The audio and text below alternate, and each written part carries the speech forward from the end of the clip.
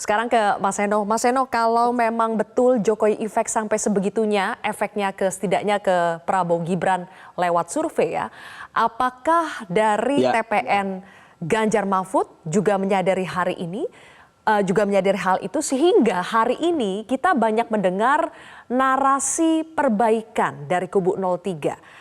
Benarkah kubu 03 menilai bahwa narasi perbaikanlah yang sekarang itu bisa menyaingi narasi keberlanjutan paslon 02 dan narasi perubahannya pasangan Amin? ya. Pertama-tama Mbak Sylvia, saya menarik sekali ya saya menyimak tadi paparan dari Pak Kodari. Saya jadi banyak belajar tentang pola pemikirannya Pak Prabowo. Dan kemudian tim Pak Prabowo dari apa yang disampaikan Pak Kodari ini dari yang disampaikan beliau tadi. Luar biasa sekali tentang apa yang disampaikan. Maka saya banyak belajar, oh ternyata begitu gitu. Padahal Pak Kodari setahu saya kan sebagai pengamat yang saya kira ia punya kedekatan dengan tradisi keilmuan. Maka saya hari ini saat kita kemudian bicara tentang Pak Ganjar dan strateginya, kita ini nggak hanya bicara Pak Jokowi sebagai sosok person politisinya gitu, tetapi juga sebagai masalah simbol, masalah pemikiran, masalah program. Yang ini yang saya rasa sangat penting untuk diteladani. Gaya kepemimpinan beliau, gaya kampanye beliau.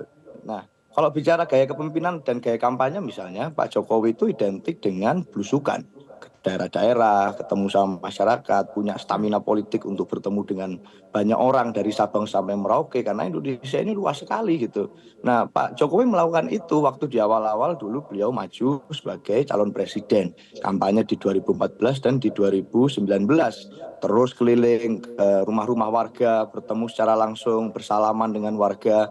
Nah, itulah yang sebenarnya dilakukan oleh Pak Ganjar selama ini, tidak hanya belusukan bahkan, tapi melakukan yang lebih ekstrim yaitu tidur di rumah warga. Jadi kalau mendengarkan tentang Pak Jokowi itu dulu belusukan, ini belusukan 2.0 itu. Jadi belusukan plus tidur di rumah warga itu.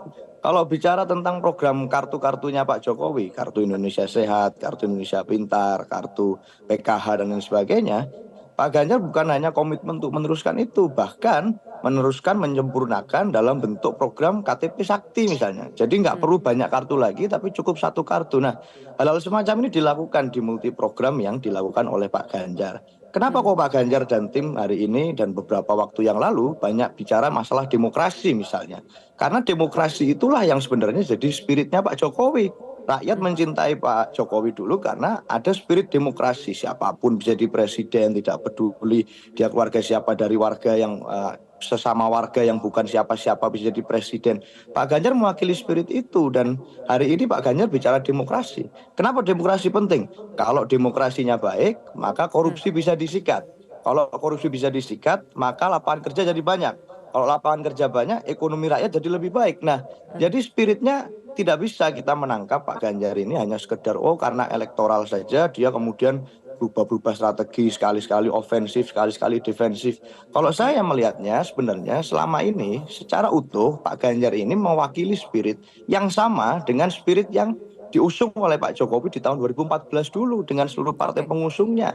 Spiritnya baik. adalah kemenangan rakyat, spiritnya adalah keberanian untuk bersikap, keberanian mengambil posisi pada saat rakyat membutuhkan. Sehingga hari ini kalau bicara tentang versi Pak Jokowi di tahun 2024, Pak Ganjar ini semacam Pak Jokowi 3.0 gitu. Jadi semacam versi upgrade-nya gitu yang ingin untuk Ah, dikerjakan sesuai dengan apa yang sudah dilakukan oleh pemerintahan sebelumnya. Jadi kami sangat menghargai itu Mbak, oke, dan kami baik. ingin menangkap spiritnya bukan Ya, sekedar hegemoninya. Saya rasa itu. Ya. oke. Terima kasih Mas Seno. Jelajahi cara baru mendapatkan informasi. Download Metro TV Extend sekarang.